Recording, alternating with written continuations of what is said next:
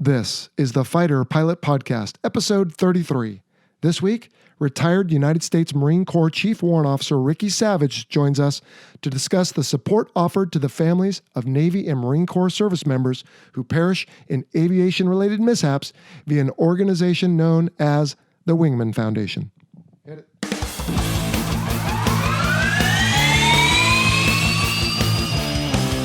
Welcome to the Fighter Pilot Podcast, the internet radio show that explores the fascinating world of air combat, the aircraft, the weapon systems, and, most importantly, the people. Now, here's your host, retired U.S. Navy fighter pilot, Vincent Aiello.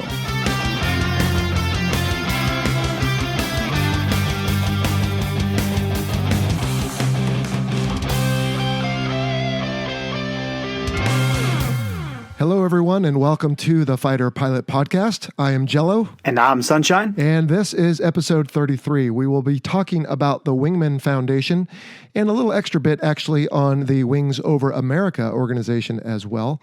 But before we do, as always, some quick announcements, and I think we'll have time for some listener questions today, Sunshine. Excellent, Jello. Good. So what's new in your world there, dude? Hey, man, so just plugging away at my new job, consulting for some weapons for the Navy, and absolutely enjoying it. Good. How about you? Well, I've been on vacation for a couple weeks, which probably some listeners who follow us on social media have noticed because I've been busy trying some new different types of videos on YouTube. We've been recording other videos like our own Flight Over the Mountains and then a couple of very popular YouTube videos on landing on a carrier. And I've been narrating what the viewer is seeing in those, and people really like it. Oh, very cool. Yep. But anyway, I'm coming off vacation here pretty soon and have my first flight over the Atlantic with my airline. I'll be heading to Paris on Sunday. How's your French? Not so good. And if I knew not so good in French, I would have said so. Fair enough. Yep. Well, on a more serious note, this last week we lost George Herbert Walker Bush, not only a former president, but a former naval aviator, passed away at the age of 94 years old there, Sunshine. Wow, Jello. I mean, it's just amazing that he is such a statesman. And before so, he was a military service member. That just says a lot to me. And a tailhooker like you and I. And he even got shot down in World War II by the Japanese, and I think was the only survivor in his airplane. You are correct, yeah. And he's picked up, was he picked up by a submarine? I remember he was shot down in a Dauntless, an SPD Dauntless. Right. I believe he was a friendly submarine, thankfully. Yeah. And went on to lead a very successful life in a lot of different ways, including as the highest-ranking military member, the commander-in-chief. So our hearts go out to the Bush family, and they had a very touching memorial service this whole past week, including a 21-plane flyby of F-18s out of NAS Oceana. That looked pretty cool. Very cool. Excellent. In other news, we have quite a few new Patreon division leads to announce there, Sunshine. I know you're always excited to hear that. Absolutely. Tell me more. Well, we have Anthony Unruh, we have Joel Corrente, Andrew Moroglo, Eric Eppel, Zucker, and John Perry. Now, let me tell you about John Perry, Sunshine. Okay. His wife signed him up. His call sign is Zoloft. He is a Growler pilot and recently graduated from the TPS school in Patuxent River, Maryland. Congratulations, Zoloft, and just finishing one of the toughest courses, I think, around. Excellent. Well, we'll have to see where he goes on, and maybe we can drag him onto the show sometime to talk about something. We're going to be looking for folks that have a Growler background when we start our new series on different aircraft. So excellent. All right. Well, we always enjoy the support of our Patreon folks. And again, if you're not familiar, go over to patreon.com, search for the Fighter Pilot Podcast, and two things can happen. One, you can get access to exclusive content. And secondly, you can help keep this show going. Hopefully it's your favorite, and your help is important to keeping the show going. So thank you in advance for that. All right, I think we have time for some listener questions, Sunshine. The first one is from Jordan McVeigh. Speaking of Patreon division leads, he is one. He says, I imagine there are no simulators on a carrier, but when you were stationed at a ground base, did you have regular simulator time? And Sunshine, you and I just talked about this on a previous episode. We did, yeah. So, hey, Jordan, thank you very much for your contributions and also for your question. You're absolutely correct. There are no simulators on board, but we do have them on the base. And it's not a regularly scheduled event, except there's definitely 2 annual checks that we have to complete, and they're traditionally, just for cost effectiveness, done in the simulator. That's going to be our annual NATOPS check and our instrument checks. Now, other than that, it's going to be on a scheduled as required. So some folks may say, hey, we're going to go to the boat soon, go back to the boat, so I want to practice, we'll do some warm-up. do some practicing procedures in the simulator for being around or in the boat environment. But I would say it's not very regular. It's just as required. Right. The only thing I would add to that is if you are going through what the Air Force might term an upgrade syllabus, where you are, let's say, brand new from the FRS, and we've talked about this before on the show, then you might have as part of your syllabus to become a combat-ready wingman, you may have some simulators where they expose you to different weapons that are more specialized that we don't fly with all the time. And then later, when you come back to be a combat-ready section lead, flying around in the lead of that wingman that you were a year ago, then you will go through those same simulators, but you're expected to be able to instruct on them or at least speak of them knowledgeably. So, yep, not a regular occurrence, but depending on what we're doing, simulators are used. Yeah, excellent. Hey, Jello, so we had another question from a Louis Ferrer. He was wondering if there's a formula for knowing when to start turning an arc directly behind a bogey during a head-to-head engagement. A formula. No, Louis, there is no formula. The question implies if X, then Y, and neighborhood of Z and all that. It really comes down to learning about the adversary that you're fighting and whether you want to force a one circle or a two circle fight. And we haven't gotten into that yet on this show. And I'm hoping to have in the future an episode on BFM or dogfighting or 1v1, whatever you want to call it. And we can go into those concepts then. But it really comes down to line of sight rates and your energy state, his energy state, your altitude, what you know about the threat. There's a lot to it. I suppose you could argue it's formulaic in so much as you have to take all these bits of knowledge and put them into your head and come up with a game plan, but it's not a mathematical formula based on speed and altitude. I agree. Excellent. Hey, and then final phone-in question, Jello, is do you know many pilots that smoke? Well, let's play the question. Hi, Jello. Hi, Sunshine. My name is Jonathan from South Florida. I'm currently studying to be a professional pilot, and hopefully in the future I can join the military and be a fighter pilot.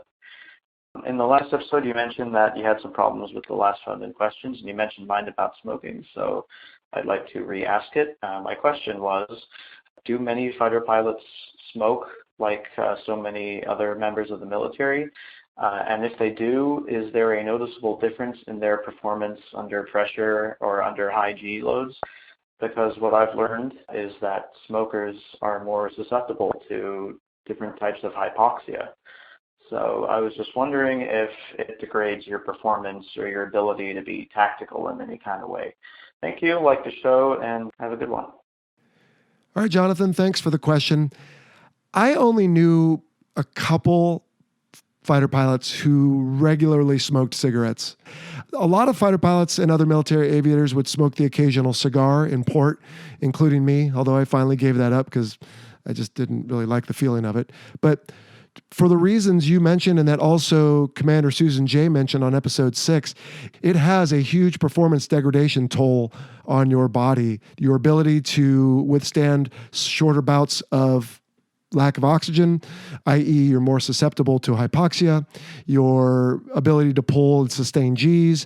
There's just nothing, frankly, good health-wise about smoking. So most people were wise enough not to, but a handful did. Did you know any, Sunshine, that smoked? Yeah, of my 3 different squadrons, I only knew, so that's, I'm going to say roughly probably about 50 folks or so pilots.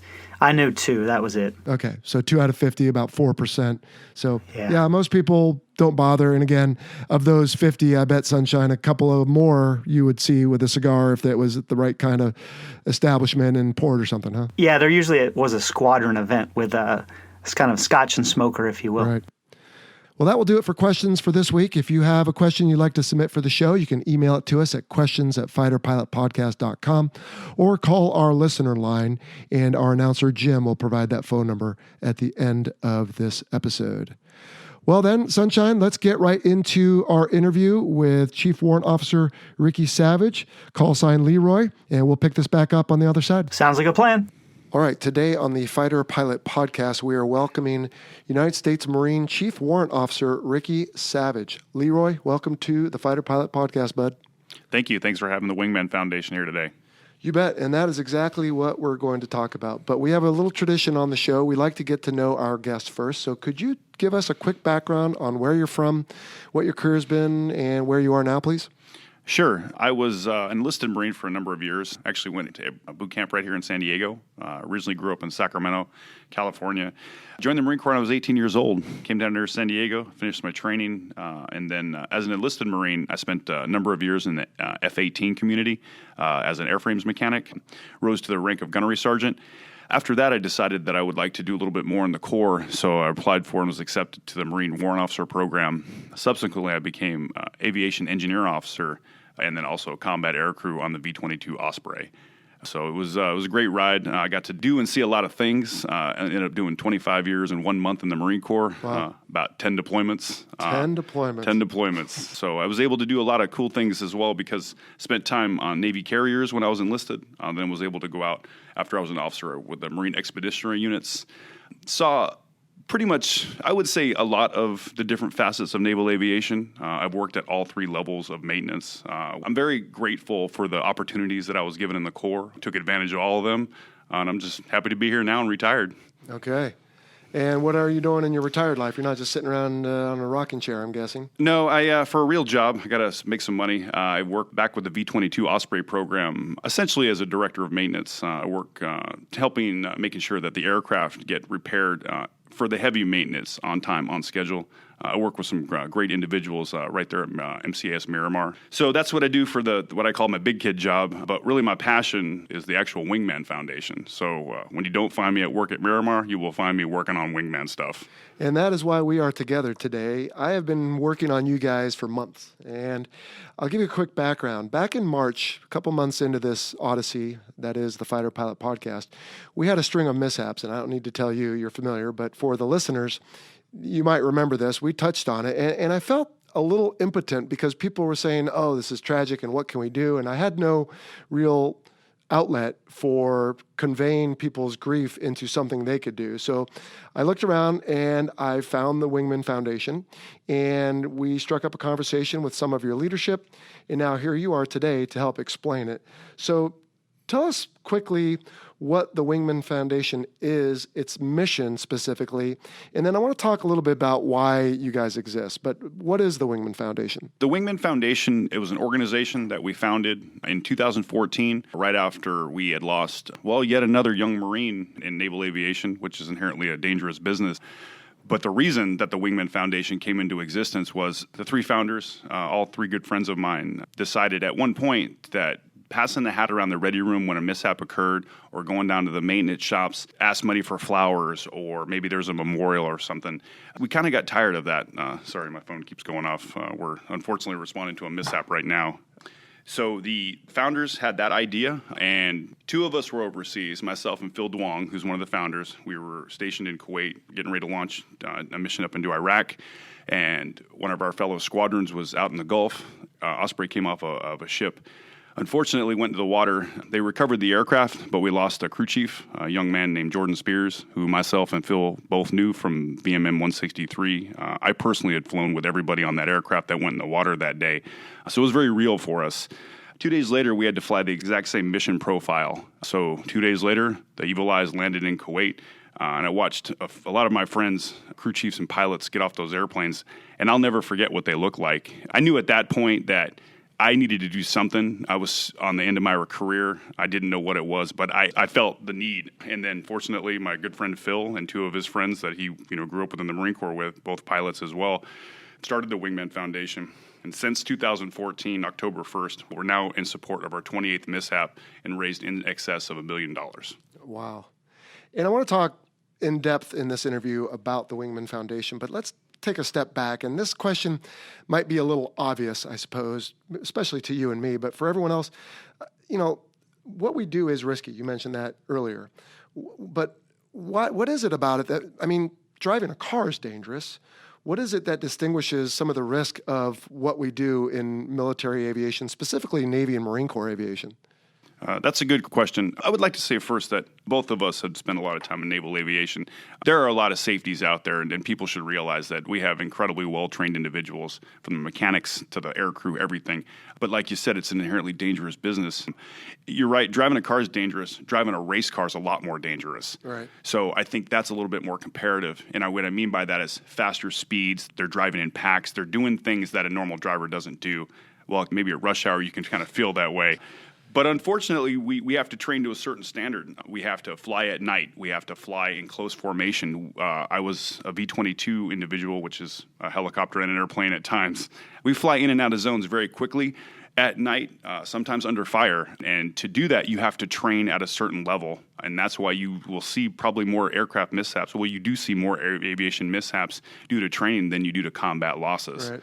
So to answer the question, it's just when you put that much more energy into something, I think that the variables raise. And unfortunately, sometimes, I'll just go ahead and say it, Murphy shows up, because we've both been on flights where everything just went wrong, and the only reason we came back is just one thing went right. That's right.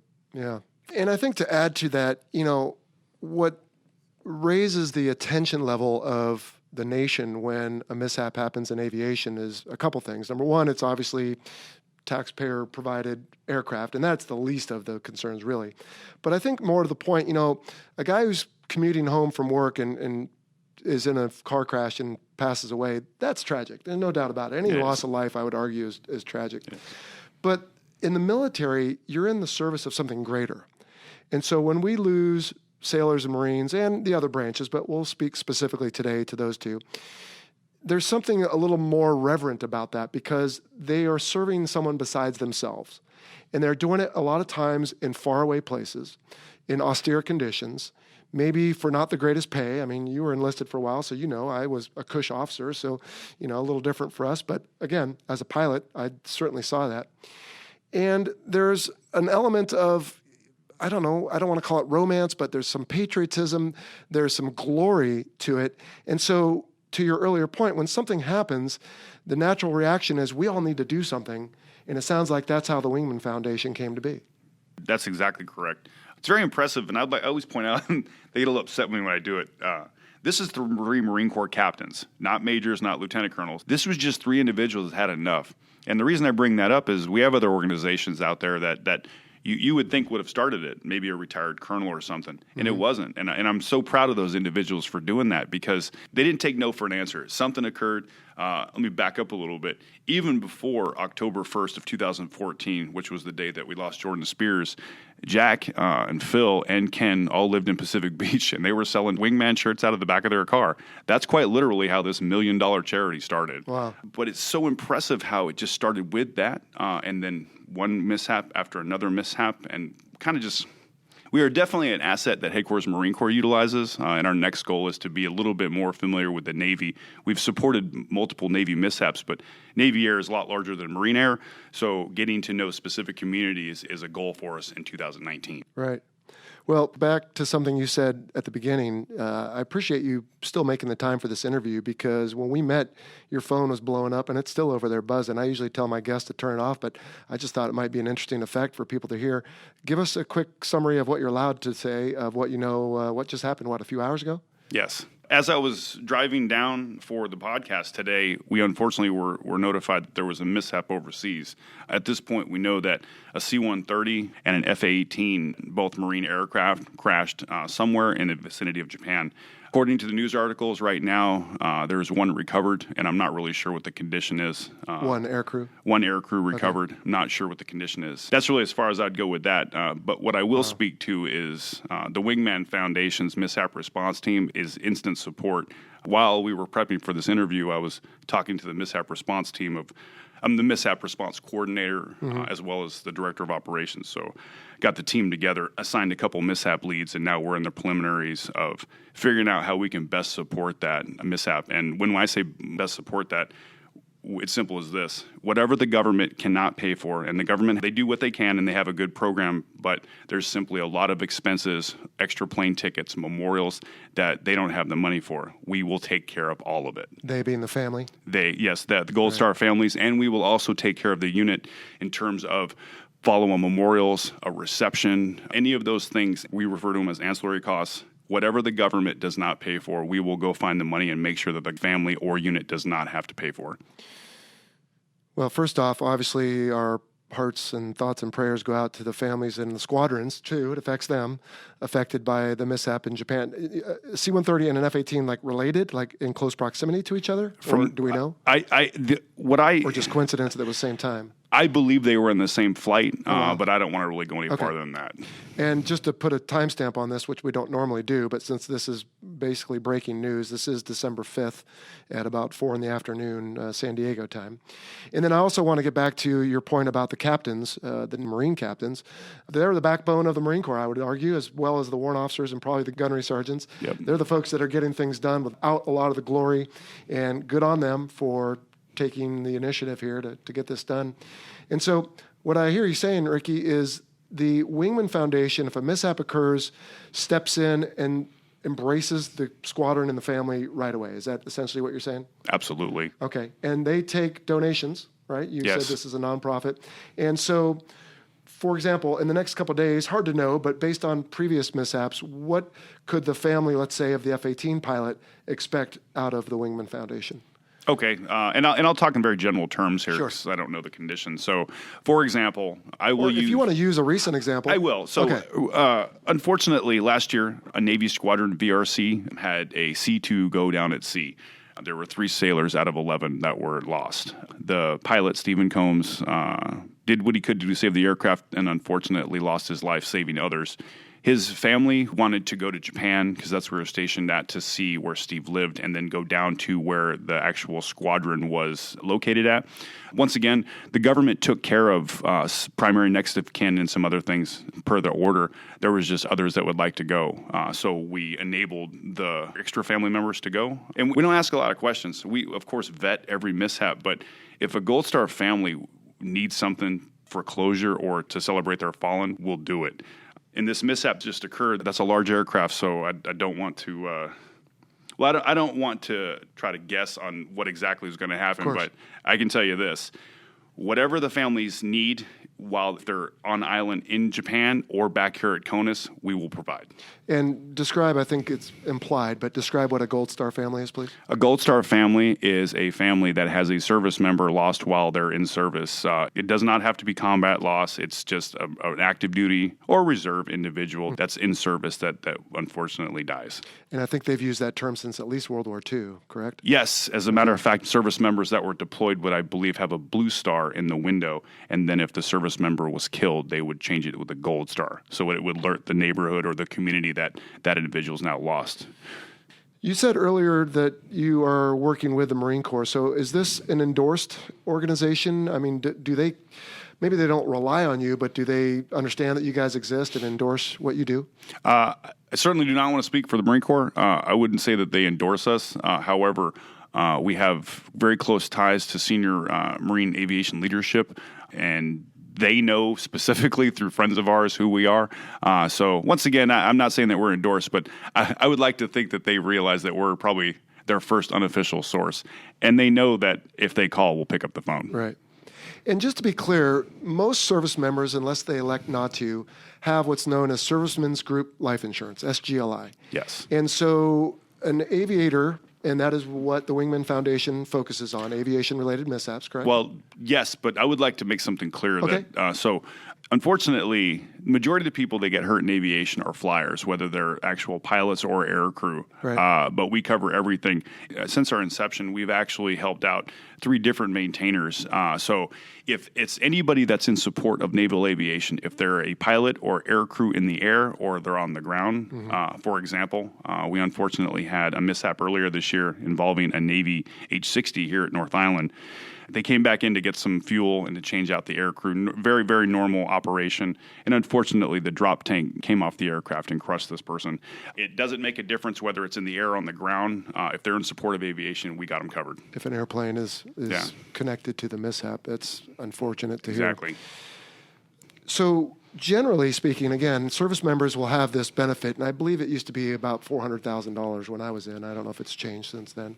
So money is available to families, but you guys are kind of filling the gaps. Is that correct? Yes. In other words, there's either an amount or a time or something along those lines? Right. That's a good question. So, yes, SGLI still exists for service members.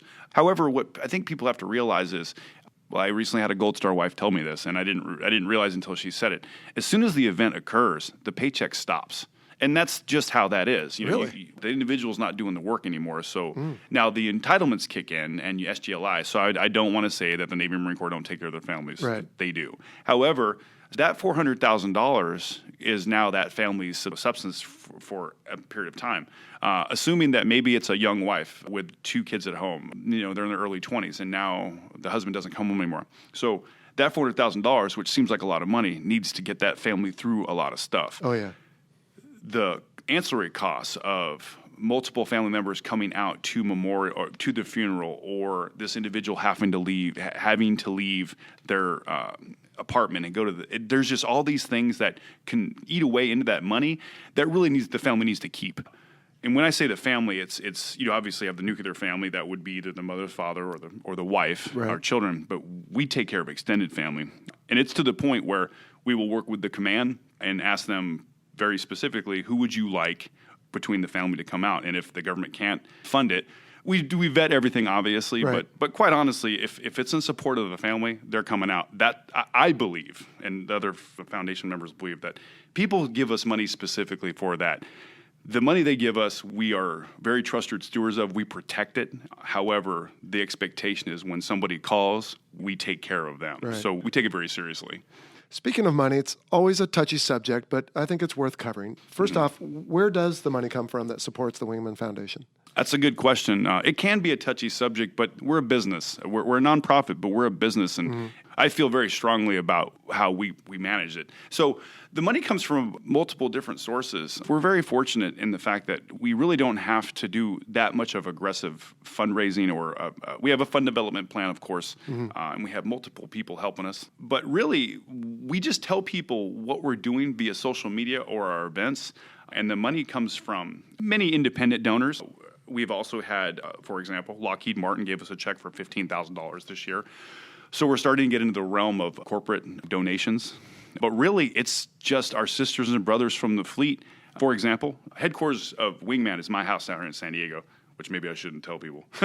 But so I get all the mail there. And It doesn't surprise me anymore to get a $5,000 check. I'm incredibly appreciative, and we certainly reached out to that individual. But this time last year, I remember at one point on my kitchen table, there was a check for $10, for $50, and for $10,000. And quite honestly, all the checks meant the same to me. Right. Monetarily, they're a little different, but the individual that wrote that $10 check was a lady. She's a little older. Her husband was a naval aviator in Vietnam. He had recently passed away. And the handwritten notes we get are pretty spectacular. I keep them all. She simply said that her and her husband were in naval aviation for a lot of years. She really respected what we were doing, and she wanted to send that money. Now, I guarantee you that money, that $10, meant as much as that person that sent the $10,000 out. And when you see things like that, it's almost indescribable, because I don't know how we got that started, but we have convinced people, rightfully so, that we will do the right thing with it, but it humbles us. It's relative. It's very relative. It's a degree of what can you afford. There's a best-selling book that's been on the market for thousands of years, and the main character tells a story about a lady who didn't give as much as the guys before when they came to do their donations, but she gave all she could, and she was going to be, the most blessed. And I think that applies here as well. As there's people out there who do what they can, and it's really not about the amount, although it can be to the families when it comes to flying people to Japan, for example. But it's an extension of their hearts. And to bring this back around, that is why I'm so glad that we're able to finally have this interview, because I want to be able to, both for myself but also for my listeners, have a link so that the next time, and it sounds like it is today, unfortunately, but the next time something happens, we can make available for our listeners the ability, if they feel so inclined, to contribute to the Wingman Foundation, because you make a real difference in those families' lives. And when this episode airs, we will be adding a link on our homepage where people, if, again, they feel so inclined, can click through and support the Wingman Foundation. No, that would be great. One point I would like to add as well is our primary mission is to respond to mishaps and quite literally get in front of the costs. Going back to memorials, most people will make the trip. For example, unfortunately, earlier this year, April of 2018, we had a CH-53 mishap and we lost 4 people. Yeah. There were several people that flew from across the nation to come out here for this memorial, and they would have came regardless. But then on the tail end of it, they'd be probably looking at a couple $1,000s in credit card bills. Right. We want to get in front of all that because I believe that our donors expect that of us. But also something that we've been working quite hard on this last year is the first part of our mission statement, which is to honor the sacrifices of our fallen air warriors. The second part is to support the families they left behind.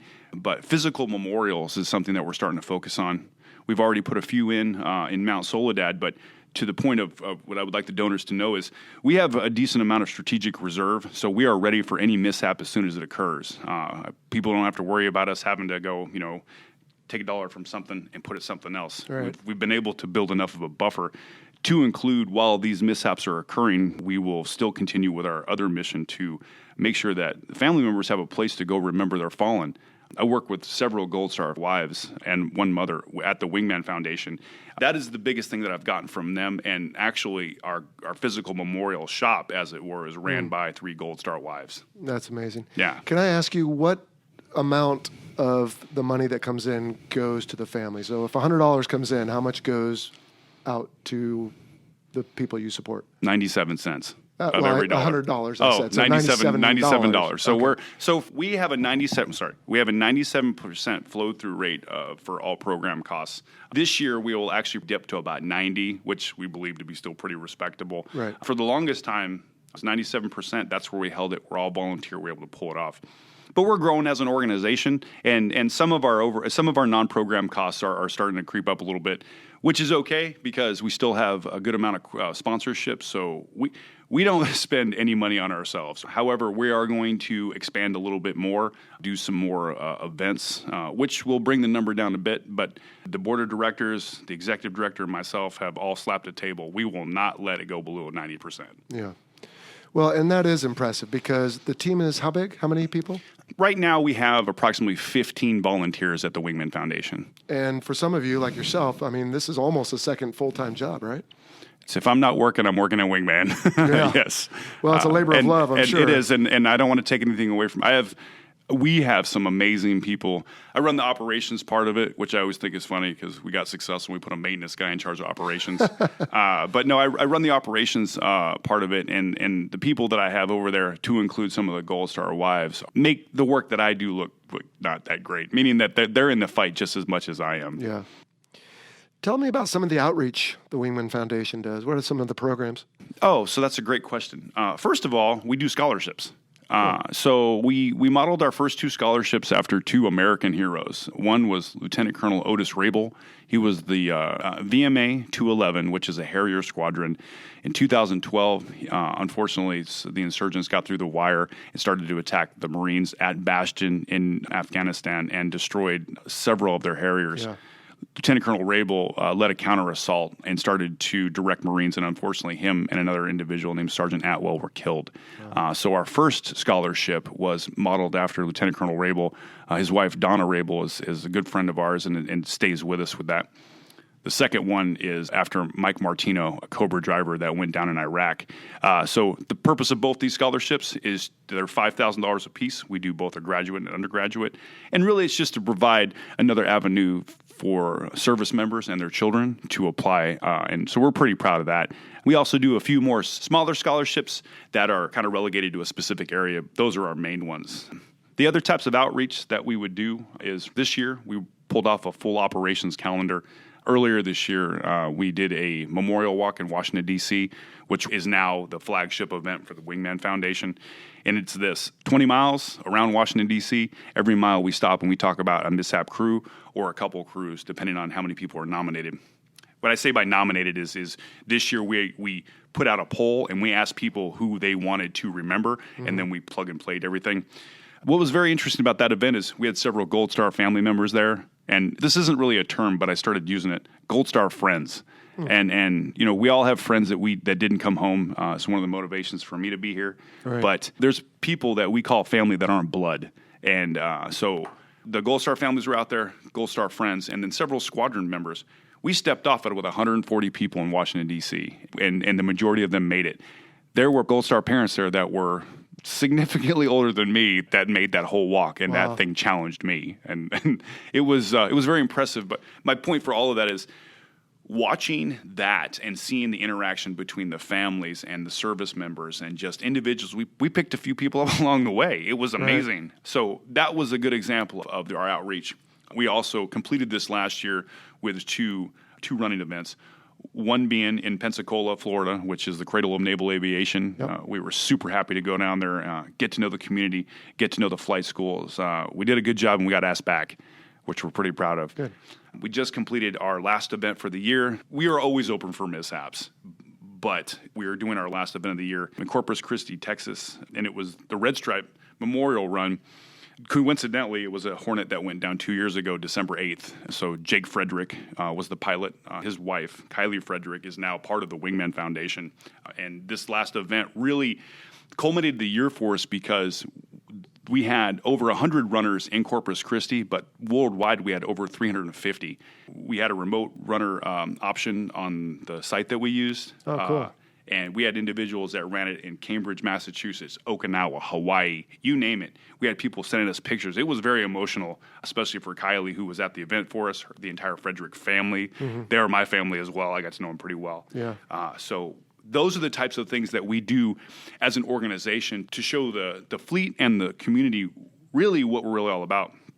The mishap response will always be there, no matter what. However, when we're not responding to that, we want to be honoring our fallen with physical memorials. We want to be out interacting with the public. We also have the Wingman Endurance Team, which a friend of mine, Justin Topping, who is a no-kidding Ironman. He qualified for the Ironman World Championships this next year. Wow. Again. Okay. Underachiever. He's an underachiever by far. Him and I founded it. I just have one marathon under my belt, so I'm sort of part of the team. But we have some world-class athletes running around. Okay. All of them volunteer. They didn't want nothing. They just wanted to come here, put our colors on, and go run. Last year, that team was just not even trying, responsible for $27,000 of fundraising. That's cool. So those are the types of things that we'd like to do. And quite honestly, things like this we want to get more involved with because, as you said before, money is important, and we have to talk about it a little bit. But quite honestly, the money conversation happens as soon as we go to work. We'd rather talk about other things. Right. What does the fleet want? What would the community like to see from us? Things like that. You know, Leroy, it's an interesting situation because as long as we're flying, there will be mishaps. Yes. And as long as there's mishaps, there will be affected squadrons and families. And what I see from the Wingman Foundation is a group of folks who are doing their best to try to offer closure and help, frankly, and, you know, the funds when they're needed. But it sounds to me, I didn't understand this until we started talking, but it sounds to me you're also providing, I don't want to call it therapy, but I don't know what else to call it. I mean, you said you have that one widow who's now part of the team, and you said you had some mothers that are helping. I mean, you're providing an opportunity for them to be involved and probably to partly deal with their grief in doing so with the Wingman Foundation as well. Well, I would never speak for a Gold Star wife or mother. No matter how many of them I meet, the strength of those individuals blow me away. Yeah. I think that they get something out from being here, but I can honestly tell you, I think we get way more out of them being here. Yeah. I know I do, and just having them in the room when we're having a conversation with a recent Gold Star wife. Right. I believe that they are here for whatever reason drives them, but just talking to people like Ashley, Lucas Avish, whose husband was unfortunately killed in Vengeance 01. He was the helicopter Huey pilot that was flying into Nepal trying to rescue more civilians, and his helicopter went down. Her and I have become pretty good friends, and she's actually the lead of our physical memorial shop. You know, listen to that lady talk about the struggles that she's dealt with since losing her husband and just coming through these things. I believe that they definitely are better for it, but we are a ton better for it. Yeah, well, it sounds like it, and I applaud what you guys are doing. Where can people find more information about the Wingman Foundation? Well, we have social media, Facebook and Instagram, pretty simple. The Wingman Foundation. On Twitter, it's Wingman Found. And our website is wingmanfoundation.org. Excellent. And we will link to those from our site. We're going to begin a partnership, and I am certainly not asking for anything in return. This is the right thing to do. And I like that it's Navy Marine Corps themed because that is my background. Is there an equivalent of this for other services, maybe the Air Force? Not that we're aware of. I believe that, for example, Air Force Special Operations Command has a foundation, but we're unaware of an overall organization that would support Army or Air Force Air in general. And you guys, to your credit, are specific. But I wonder, does anyone ever get upset at you guys for, why can't you help Sergeant, Jones, who was killed on a tank, or Army private such and such. I mean, I like the fact that you're very focused, but I wonder if maybe others don't for whatever reason. No, nobody's really upset. First off, none of us really knew much about nonprofits before we started, but what I've learned is you have to be very specific with your mission if you want to be able to be effective and honestly keep your doors open. So we narrowed that. But no, the times that we've been asked for support that we can't support, one of the executive staff will respond to that email and have a very real conversation with the individuals. Recently, I actually had a Navy chief here at North Island call me because there was an individual that was unfortunately killed on a motorcycle accident. That's outside of our mission scope. It's not that we don't want to support. Of course, it's still tragic. It is absolutely tragic, and my heart goes out to that unit and that family. It just comes down to a point where we have to stay focused on aviation mishaps, or we wouldn't be able to provide the level of support that we provide. And I think that's the right answer. I mean, you have to stay focused, and this is the mission statement and the purpose of the organization. And maybe there are others out there for motorcycle mishaps, or maybe there's something out there for the Air Force and the Army. And if not, they ought to borrow your template because you've obviously proven that it works. And I want to congratulate you for that. And you've provided the link. So, again, we'll make sure everyone is aware of that. And any parting shots, though, on the Wingman Foundation? Well, I would just like to take this moment to thank all of our supporters. In October, it made us, we were 4 years old, and we had already transitioned to the seven-figure category, which puts us in a unique position as an all-volunteer organization because we're the top 10% of 501c3s in this country. So we're very proud of that. We wouldn't be Wingman without the people behind us. Sure. And so everybody here needs to understand that we know that. Outstanding. Well, I almost hate to ask these final two questions because it takes the attention off the Wingman Foundation and back on you, frankly, Leroy, but it is what we do here on the show. So what's the future hold for you, kind sir? So I'm going to be at Wingman for a long time. My goal is to continue to run operations and to continue to bring in quality volunteers, train them, mentor them, and make Wingman have so much depth on the bench that no matter what happens, and I'm not talking mishaps, but no matter what we want to get into, we can make sure that it happens, and we can make sure it happens right. Excellent. All right, and you're going to keep doing your V-22 gig out at Miramar to pay the bills, I'm guessing? Yeah, yes. Unfortunately, I have to have a real job for a while. I've been a V-22 Osprey guy for a long time, so I'm very fond of that community. Sure. So I think I'm going to be there for a long time as well. Right. Excellent. And then our final question on the show is always, how did the guest get his call sign? So you are Ricky Savage, but call sign Leroy. So who came up with that and for what reason? Well, years ago when I got to my first squadron and started flying, there was this World of Warcraft video that had this guy that was freaking out.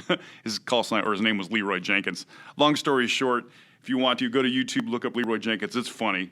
So the point being is this individual was waiting for some people to get some stuff done, ran out of patience, went and got it done. I don't get paralysis by analysis. Okay. I'm good with about 80% of the information. So I was a little aggressive in my younger years. I have since learned to restrain that a bit. I do not act like that at Wingman. But it was definitely an appropriate call sign because I will always get it done. Yeah. Is really my point. Well, you are a Marine after all. You guys get things done. I do remember when that video became famous or notorious, whatever you want to call it. I was at the weapons school in Lemoore at the time, and people loved it so much that it almost became a comm brevity term. Yeah. In other words, if you're going to just go straight into the fight and devil may care kind of thing, then you called Leroy Jenkins. Everybody knew what you were doing. So, all right, excellent. Well, Leroy, this has been a very sobering discussion. I don't think there's any way around that. What we do is risky, and unfortunately, it doesn't always work out. You and I both know personally many people who are no longer with us because of their service and sacrifice, ultimately, to the rest of us. And it's serious business. And I, for one, am glad, is an understatement, that there are organizations out there like yours that really offer hope and a beacon of light in a world where we are so hell-bent on pointing out differences and arguing every little thing. You guys are an encouragement and a hope, and I'm just really glad for you guys. Well, thank you, and thanks for having the Wingman Foundation on today. Well, it is my hope that we can help make sure you guys have the resources available to do the things you want to do. And again, we will link to you, wingmanfoundation.org. We'll have you prominently displayed on our website where folks, if they feel so inclined, can help. On behalf of the listener, Leroy, as well, I want to thank you for your 25 years of service to the nation through the Marine Corps and your continued service through the Wingman Foundation. not to mention your 10 deployments, which is probably, 5 years or more of total time gone just being deployed? I quit counting after like the 7th. Wow. Well, thank you, my friend, for everything you do. Thanks for your time today. And I want to wish you and the Wingman Foundation the best of luck in supporting what is otherwise a difficult time, but we know it's going to happen, and it sounds like it happened today. So thanks for your time, and thanks for doing what you guys do. Thank you. All right, let's get out of here. Jello, wow, what an amazing American, though. Leroy going through 10 deployments. Just a stunning American with a great organization and a great mission. Absolutely. A great dude doing a great job with a great organization. I'm just thrilled to begin a partnership with them.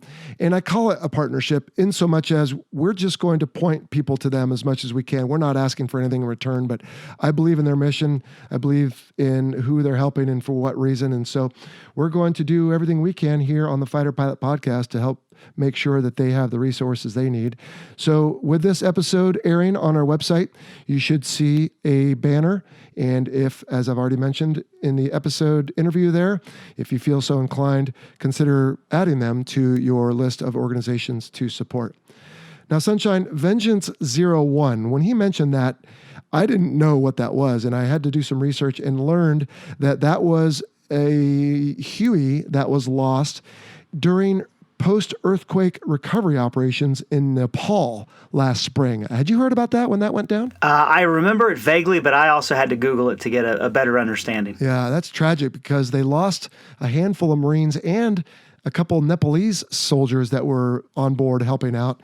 And I don't know, and it's usually difficult to figure out exactly what caused the mishap, but it took the lives of a few folks there, and that's obviously tragic, as were all of the many different incidents and mishaps that he listed. I mean, my goodness, every new topic we brought up, it seemed like it was a new mishap. And unfortunately, that comes with the territory in this business, as we mentioned. Yeah, I was touched to hear how he had mentioned Danella, who is former Lieutenant Colonel Otis Rabel's wife. You remember Otis was unfortunately taken down by some aggressors or some insurgents there at Camp Bastion, which was a UK forward operating base, and they actually shared a runway with Camp Leatherneck. So Otis was actually over on the Leatherneck side, to my understanding, but then he ran over to help defend the common airfield, if you will. And he and Sergeant Atwell, unfortunately, perished during the fight. So just an amazing story about a fantastic American, and it's very neat. And I was touched to hear how Danella still helps out with the organization, and I hope their 3 kids are doing really well. Yeah, it is a difficult deal, and that one particularly, every Marine or rifleman, he took that to heart, did his best, and I want to say they lost, 4 or 5 Aviate-B Harriers in that attack as well. And the insurgents knew what they were doing and had a plan. I hope someone makes a movie about this someday. It was the biggest loss for the Marine Corps since the Vietnam War. Wow. That tells you something, aircraft-wise. Yeah, absolutely. And in Otis, just a shout-out, he was a Pennsylvania boy like myself. He hailed from Irwin, PA, which is the coal country out toward the west. All right. Well, our hearts go out to that family and all of the ones mentioned in Ricky's discussion with us today. And he touched on scholarships that they are getting into. So I want to play a piece for you with a friend of mine that is another organization that helps military dependents. This one from Wings Over America. Let's give it a listen. Okay, here to help explain Wings Over America Scholarship Foundation is Miss Midori Gray. How you doing, Midori? Hi, how are you today? I'm doing great. Great. Tell us about Wings Over America. Let's just call it that to keep it brief. Okay. What is it? Wings Over America Scholarship Foundation is a foundation that provides scholarships towards dependent children and spouses for U.S. Navy personnel. For U.S. Navy personnel, Mm-hmm. Okay. And so scholarships, is it necessarily higher education like college? It's for colleges, but it's not towards master's degree. So we award scholarships for community college, trade and technical, and traditional college. Oh, cool. How did this organization come to be? In 1987, a group of Airland Wives Club decided there was a need for a scholarship within the aviation community. So they decided to start fundraising by means of bake sales and fashion shows, and that was how it started. Okay. All right. And Airland meaning the air component of the Navy on the Atlantic side of the coast, so over in Norfolk, Virginia, for example. All right. And so you said already that it serves dependent children of Navy personnel? It also includes spouses as well. Spouses. Okay. So what are the amounts typically that are awarded? Amounts typically awarded ranges because some of them are recurring, some of them are just one time. Okay. So I think the last one that I saw, the highest was like $3,000. Okay. Yes. And so if a person wins once, are they kind of taken out of the hat for next time? No, not necessarily. Okay. Yeah, there is a recurring scholarship that they could do every single year. Oh, wow. And how do dependents and spouses apply for this? You can go to our website, wingsoveramerica.us, and there is a link for a scholarship application. And Okay. there's more information as far as exactly how to apply Okay. and when the deadlines are on the website. Perfect. And eligibility, I would Right. imagine, has to be Correct. verified, et cetera. All right. And how is money raised that's given for scholarships?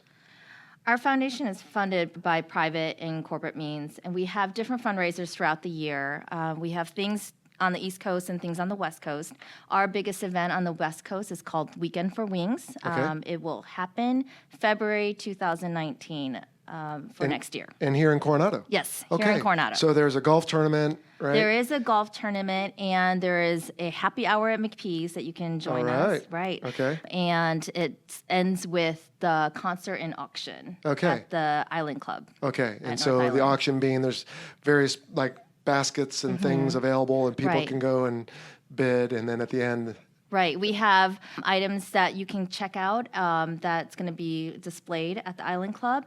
And we have live auction, so you'll have your paddle and you'll be able to bid that way. Oh, cool. We also did online bidding, so anyone that's not located in Coronado or can't attend can also still bid on the items that are available online. Oh, cool. Yeah.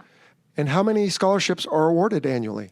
Annually, we give out 50 scholarships, and last year we awarded $220,000. And over the lifetime of our scholarship foundation, we've awarded $1.6 million. Wow, that's amazing. Thank you. Well, for those who might be so inclined to help spouses and dependent children of Navy officers and enlisted, where can they find more information and how can they help? You can find more information on our website, wingsoveramerica.us. You can also look us up on Facebook. And the way you can help is if you're a business and you'd like to donate items to our auction, please give us a contact through Facebook or through email that's listed on the website. We're always looking for more donors, and we're also looking for corporate donors for the golf tournament as well. So if Right. you'd like to sponsor a hole, that'd be great. We didn't mention it at the beginning, but I take it for granted that it is a nonprofit. It is a 501c3. 501c3. Yes, There it is was. a nonprofit. Okay. So anything that you donate will be tax deductible. Awesome.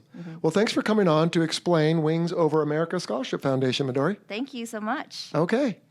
Yeah, thanks for the soundbite. Another amazing organization, Wings Over America, providing a fantastic resource, college scholarships for service members' kids. You betcha. And Midori did a great job of explaining. Yeah, for sure.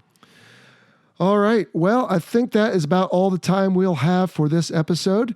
Being that it is December, I want to remind everyone that if you are looking for gift ideas for a military aviation enthusiast, or you need to tell someone some ideas for you, we recommend you send them over to fighterpilotpodcast.com and click on the shop tab where you can find home decor items, apparel, even some books that might be of interest to you, and our friend Hal over at Volatus with their wine service, which is also fighter pilot themed. And again, if you're shopping on Amazon and you're not already supporting an organization, which you could, I believe, with Wings Over America or the Wingman Foundation. So go to them first, but if you still are needing someone to support with your purchases, consider supporting the Fighter Pilot Podcast because it offers us a little affiliate revenue, and it costs you nothing extra in your purchases. I want to remind the listener that the views expressed in this presentation are the personal views of the hosts and do not necessarily represent the position of the Department of Defense or its components, but I should say, Sunshine, that our guests do speak for the organizations they represented on our show today. And that will do it for this episode. What else you got there, Sunshine? That's about it. Just looking forward to the holidays. Yeah, it's always a fun time of year. We just finally put up our tree recently, and, I'll be gone on some trips, but Always a good time of year. Indeed it is. Well, Merry Christmas, everyone. Happy New Year. Whatever else you celebrate, enjoy yourselves. And we'll see you next time. What do we say, Sunshine? Let's get out of here, Jello. See ya.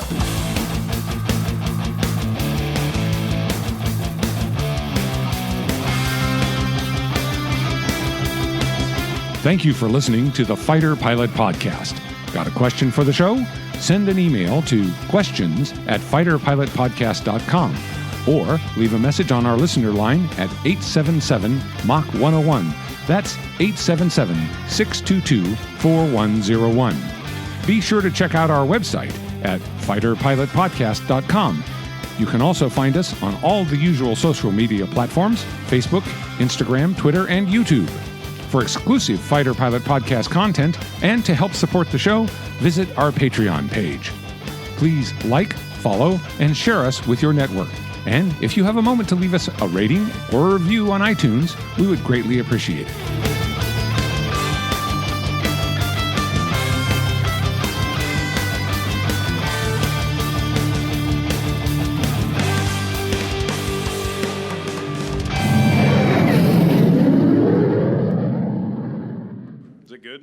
I tried to bring as many mishaps into as possible so people would be like, that happened, that happened, that happened. That's good. This is going to be, not counting like the Harrier that crashed because the guy made it out. This will be the 10th mishap this year. We only had 6 last year. Wow. Yeah.